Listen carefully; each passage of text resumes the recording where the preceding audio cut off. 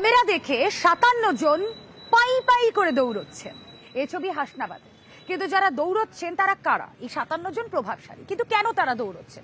তারা দৌড়চ্ছেন আবাসে অনিয়মের জন্য। কারণ তাদের দোতলা বাড়ি রয়েছে, অথচ তারা নাম তুলে রেখেছেন আবাসের তালিকায়। ওই যে বিরতির আগে আপনাদেরকে বলছিলাম। কথা বলবো আমাদের প্রতিনিধি অনুপম রয়েছেন সঙ্গে। অনুপম, এই 57 জন, তালিকাটা লম্বা। এই 57 জনের পরিচয় কি? যতদূর জানতে পারছি তারা নাকি প্রভাবশালী। তাহলে তাদের প্রভাব থাকার কারণেই কি দোতলা বাড়ি থাকা সত্ত্বেও তারা আবাসের তালিকায় নামটা তুলে দিয়েছেন?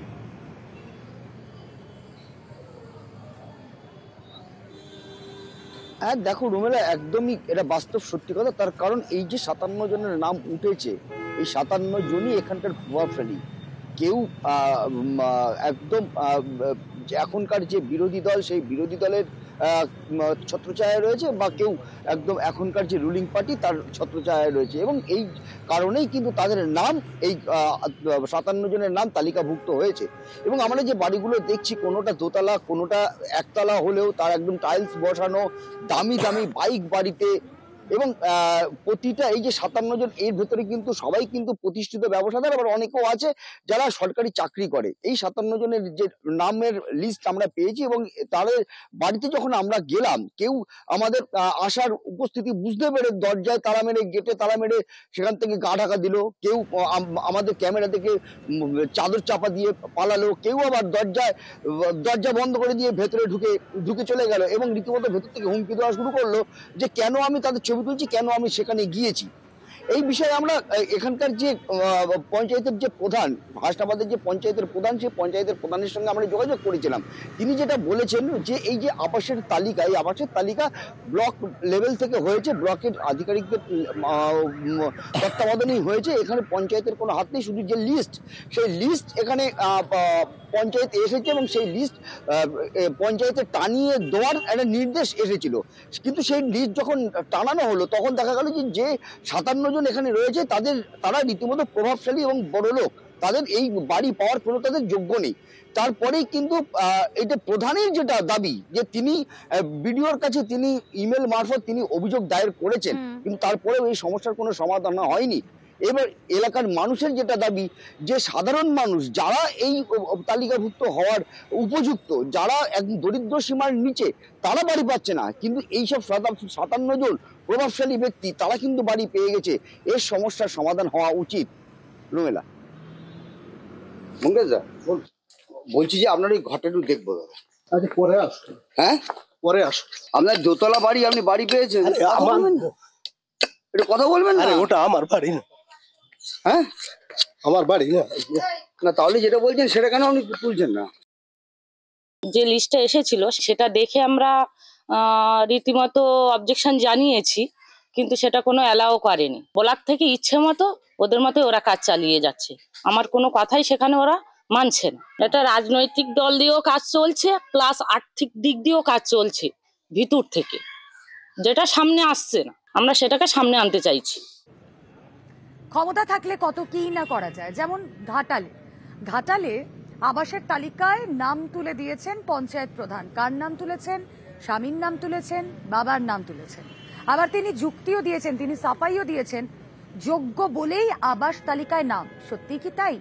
আসুন একটু খোলসা করে জেনে নেওয়া যাক। আমাদের প্রতিনিধি সুকান্ত চক্রবর্তী রয়েছেন সঙ্গে। সুকান্ত,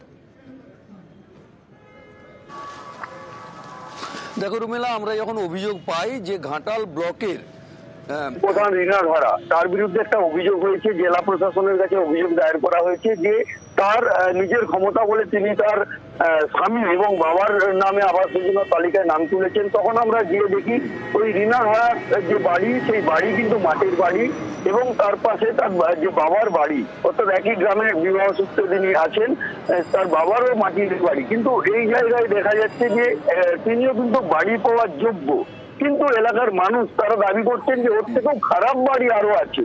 সেই বাড়ির মানুষ তারা কিন্তু আবাস যোজনার তালিকায় তাদের নাম নেই। সেই নিয়ে কিন্তু অভিযোগ তুলেছেন এলাকার প্রাপকেরা। শুধু তাই নয়, বিরোধী রাজনৈতিক দল তারাও কিন্তু অভিযোগ তুলেছেন।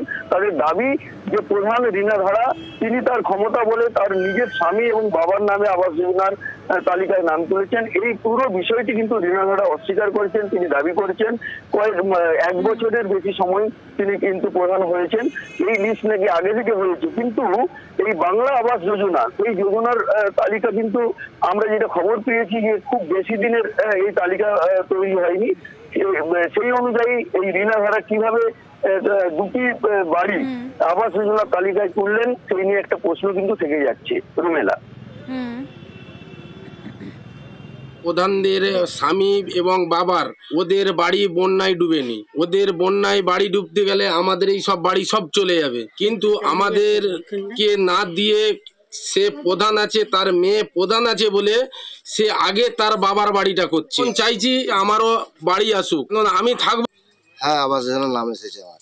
কিছুদিন আগে আমি আবেদন করেছিলাম, সেই হিসাবে নাম এসেছিল। আমার মাটির বাড়ি, আমার ছেলে শিক্ষকতা করে, কিন্তু সে ফ্যামিলি নিয়ে বাইরে থাকে, বীরভূমে থাকে। আমি, আমার স্ত্রী, আমরা মা আমার মাটির বাড়িতে থাকি। এলাকার বেশ কিছু গ্রামবাসী অভিযোগ করছে তাদের মাটির বাড়ি তারা বাড়ি পাচ্ছে না। আপনার পাকা বাড়ি সত্ত্বেও আপনার মেয়ে যেহেতু প্রধান সেই জন্য আপনার নাম এসেছে। এটা মিথ্যা অপপ্রচার করেছে। আমার মাটির বাড়ি সার্ভে করে গেছে, উপর থেকে এসে সার্ভে আমার মাটির বাড়ি বলেই। এইগুলো তো সার্ভে হয়েছিল 2018 এবং 19-এ, তখন আমার লিস্টের নাম ছিল। এখন আমি বর্তমানে প্রধান হয়েছি, আমি এখন বাড়ি নেবো কি না সেটা একবারও ওনারা আমাকে জিজ্ঞাসা করেনি, এবং কিছু এলাকার মানুষ সেটা প্রধান সেই জন্য আমি বাড়ি নিচ্ছি, আমার বাবা বাড়ি পাচ্ছে। এই মিথ্যে অভিযোগগুলো কিছু এলাকার মানুষ তুলে ধরেছেন। না না, এই অভিযোগটা ভিত্তিহীন। কেউ কোনো জনপ্রতিনিধি হলে আবাস তালিকায় নাম থাকলে পাবেননি এরকম কোনো নিয়ম নেই। যদি প্রকৃত রীনা ধারার বাবা অর্থনৈতিক দিকে অনেকটা শক্তিশালী, তার দাদা সরকারি চাকরি করে, পেশায় একজন শিক্ষক। এই শিক্ষক কিভাবে আবাস যোজনা পেতে পারে? এলাকার মানুষ যারা আবাস যোজনা থেকে বঞ্চিত, যাদের মাটির বাড়ি, তারা আবাস যোজনা থেকে বঞ্চিত। এই প্রধান স্বার্থপর, নিজেদের গুছাবার চেষ্টা করছে, নিজেদের আত্মীয় স্বজন থেকে শুরু করে সবাই কোটিপতি কিভাবে হয় তার চিন্তা ভাবনা করছে। 9137091370 নাম্বারটা চেনা, নাম্বারটা ডায়াল করলেই দিদির সঙ্গে কথা, মানে দিদিকে বলো কর্মসূচির ফোন নাম্বার। এবং এই ফোন নাম্বারে ফোন করে এখন মুশকিল আসান অনেকের। আবাসের সমস্যা মিটেছে। এর আগে আপনাদেরকে দেখিয়েছিলাম এক বিজেপি নেতা, তিনি এই নম্বরে ফোন করে আবাসের সমস্যার সুরাহা পেয়েছেন। আর এবার খড়দার দুই পরিবার, খড়দার বন্দিপুর গ্রামের দুই পরিবার, তারা এই নম্বরে ফোন করে দিদিকে বলার হাত ধরেই পেয়ে গেলেন আবাসের ঘর। কতটা খুশি তারা, কি বলছেন তারা? সুবীর প্রতিনিধি রয়েছেন আমাদের সঙ্গে, ডিটেলে জানাতে পারবেন। সুবীর,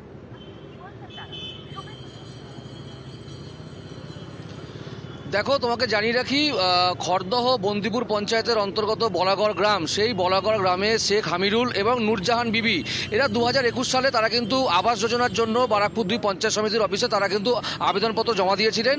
কোনো এক কারণে কিন্তু সেই আবেদন বাতিল হয়ে যায়, এবং সেই জায়গা থেকে গত 1 মাস আগে দিদিকে বলতে ফোন করেন, এবং তারপরে কিন্তু এই যে দুই পরিবার তারা কিন্তু পুনরায় আবার সেই আবাস যোজনা তালিকায় তাদের নাম অন্তর্ভুক্ত হয়েছে।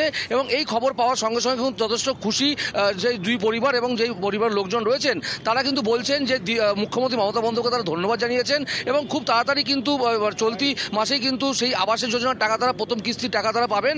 এবং সেই জায়গা থেকে, অর্থাৎ দিদিকে বলো থেকে ফোন করলে তো সেই জায়গা থেকে আবাস যোজনার ঘর তারা পাচ্ছেন। এতে যথেষ্টই খুশি বন্দিপুর পঞ্চায়েতের বলাগড় গ্রামের দুই পরিবার। আমরা ঘরের জন্য অ্যাপ্লাই করেছিলাম ভিডিওতে, আমি এই আবাস যোজনার ঘর অ্যাপ্লাই করার পরে আমাদের ওটা কেন বাতিল হয়ে যায়। পুনরায় ফের আমরা দিদিকে বলতে ফোন করি, ফোন করে ওখান থেকে আমাদের ঘরটা ফের পুনরুদ্ধার করে ফেরত পাই। আমরা একবারে অ্যাপ্লাই করেছিলাম এই এতে, করার পরে তো হয়নি, জন্য এবার সরাসরি মুখ্যমন্ত্রীকে আজ আবেদন করে তারপর আমরা ঘরটা পেলাম, খুব আনন্দ পেলাম। খুশি তো আপনারা? হেভি খুশি হয়েছি আমরা। আমাদের সার্ভে চলছে, সার্ভের মধ্যে হয়তো কিছু একটা প্রবলেম হতে পারে, তার জন্য ওনার ঘরটা ক্যান্সেল হয়ে গেছিলো। উনি পুনরুদ্ধার আবার সেটা অ্যাপ্লাই করে, সেই ঘরটা আবার ক্যান্সেল হয়। এনারা আবার পরে দিদিকে বলতে ফোন করে কমপ্লেন করে, সেই ঘরটা আবার কমপ্লেন করার পরে দিদিকে বলো ওখান থেকে কমপ্লেন করাতে আর সরাসরি ঘরটা তারা পুনরুদ্ধার ফিরে পায়। মিড ডে মিল, এই মিড ডে মিলে খাবারের ব্যবস্থা করা হয় অঙ্গনওয়াড়ি কেন্দ্রগুলোতে। উচ্চ প্রাথমিক স্তরে যারা পড়াশোনা করেন সেই শিশুদের ন্যূনতম 700 ক্যালোরি খাবার সরবরাহ করা উচিত। 700 ক্যালোরি পুষ্টিগুণ নির্ভর খাবার শিশুদের দেওয়া উচিত। কিন্তু ঝাড়গ্রামের ডাইনমারিতে সেখানে যে শিশু শিক্ষা কেন্দ্র, সেই শিশু শিক্ষা কেন্দ্রে যে রান্না হচ্ছে তা হচ্ছে কুয়োর জল। এবার ভাবুন, কুয়োর জলে রান্না সেটা কি আদৌ পুষ্টিকর হচ্ছে? কারণ সেই জলেই অন্যান্য কাজ করা হয় ঘরের। আমরা কথা বলবো, আমাদের প্রতিনিধি রাজু রয়েছেন সঙ্গে। রাজু, কুয়োর জলে কেন রান্না হচ্ছে মিড ডে মিলের প্রথম বিষয় এটা, আর যদি এটা হয়ে থাকে তাহলে নিশ্চয়ই একদিন দুদিনের বিষয় নয়। যখন বেশ কয়েকদিন ধরে এটা হচ্ছে তখন প্রশাসনের নজর এড়িয়ে যায় কিভাবে?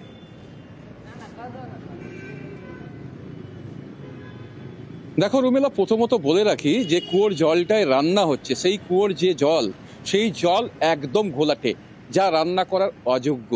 অথচ সেই কুয়োর জলকেই ব্যবহার করতে হচ্ছে রান্নার জন্য শিশুদের জন্য। মূলত শিশুদের যে খাবার, সেই খাবার রান্না হচ্ছে এই কুয়োর ঘোলা জলে। আর জানিয়ে যে সেখানকার স্কুলের যে সমস্ত আধিকারিকরা রয়েছেন, তারা তাদের যে উচ্চপদস্থ আধিকারিক রয়েছেন তাদের কাছে বিষয়টা জানিয়েছেন এবং প্রশাসনকে জানিয়েছেন, কিন্তু কোনো রকমের কোনো সদুত্তর মেলেনি। আর এটা আজকের না, অনেক দিন ধরেই হচ্ছে। কারণ এখানে যে জলের, পানীয় জলের জন্য যে কলের ব্যবস্থা করা হয়েছিল তা খারাপ হয়ে গেছে। সেক্ষেত্রে সেই পানীয় জলের কলের বিকল্প কোনো রকমের কোনো ব্যবস্থা করা হয়নি, যার ফলেই মূলত সমস্যায় পড়তে হচ্ছে রানুনি থেকে স্কুল কর্তৃপক্ষদেরকে। আর যার ফলেই এখানে যে পরিসংখ্যা ছিল ছাত্রছাত্রীদের, সেই ছাত্রছাত্রীদের পরিসংখ্যাটাও অনেকটা কমে গেছে। এখন প্রায় 20-তে গিয়ে ঠেকেছে, যেখানে 2টি ক্লাসরুম রয়েছে এবং একটি অফিস রুম রয়েছে। ক্লাস 4 পর্যন্ত এখানে পড়াশোনা পঠন করানোর কথা, সেই জায়গায় শিক্ষক একজন। আর সেই জায়গায় যদি দেখা হয় আবার স্কুলের যে পরিকাঠামো, তাও খুব খারাপ অবস্থা রয়েছে, এমনটাই তারা অভিযোগ করছেন।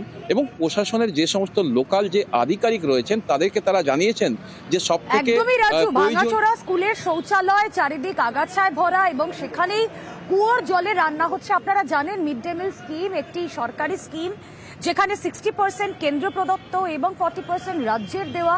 সেখানে 100% যখন একটা সরকারি প্রকল্প, সেই সরকারি প্রকল্পে কি করে 100% গাফিলতি থাকতে পারে, প্রশ্নটা এই জায়গাতে। এখানে অনেকদিন থেকে রান্না করছি, আগে কিন্তু ভালো ছিল। আগে কুয়ার জলও ভালো ছিল, কিংবা কলও ছিল, কল হলে চুরি। আর কলটা চুরি হওয়ার পর ধূপ থাতে জল আনছি, কোনোদিন নোংরা জলে রান্না করছি, কোনোদিন ভালো জলে রান্না করছি। কত বইবো, যেমন পাচ্ছি তেমন করছি। ধূরের জলে আমরাও খাচ্ছি, বাচ্চারাকেও দিচ্ছি। আর এই জলেতে রান্না ভালো হবে টেস্ট? না, এই ভালো তো হয়নি। পানীয় জল নেই বাবু, পানীয় জলের ব্যবস্থা নেই, মাস্টারও নেই, না কেউ নেই। আমি তার জন্য আমি বলছি যে জলের সমস্যা আছে। কোন জল খায়? ওই আমাদের গ্রাম থাকতে, কুয়ার থাকতে নিয়ে আসে, ওইখান থেকে জল দিতে হয়। তাতে তো বাচ্চাদের সমস্যা হয়। হ্যাঁ, বিদ্যালয়ের সমস্যা বলতে জলের সমস্যাটা বেশি আছে। আমি ব্লকও জানিয়েছিলাম এবং অঞ্চলেও জানিয়েছিলাম। ঠিক আছে, আমরা দেখছি, চেষ্টা করে কতদূর কি করতে পারি। জল কোথা থেকে আনতে হবে? জল এই যে পাশের গ্রামে ওই কলের জল বা জায়গা মানে সচরাচর ময়লা ব্যবহার হচ্ছে, সেই জলটা আনি মোটামুটি রান্না হয়, আর ওইটাই মোটামুটি পানি হয়। আর হাতির ব্যাপারে এই যে মানে এখন তো দিনের বেলা কিছু ভয় নেই, কিন্তু যখন এই 4টা-5টা বেজে যাবে তখন কিন্তু হাতি আসে। এখানে যে বানগড় অঞ্চলে সংসদের যে পঞ্চায়েত মেম্বার বা সমিতি মেম্বার প্রধান আছে, ওদের কাছ থেকে এই বিষয়টা আমি আলোচনা করে জানছি যে পাম্পটা যে খারাপ হয়ে গেছে তার জন্য সারানো হয় না। যদি বিষয়টা সত্যি, সেটা আমি পছন্দ করে ওখানে জানতে পাঠাবো যে কলটা যাতে তাড়াতাড়ি সারানোর ব্যবস্থা করা হয়।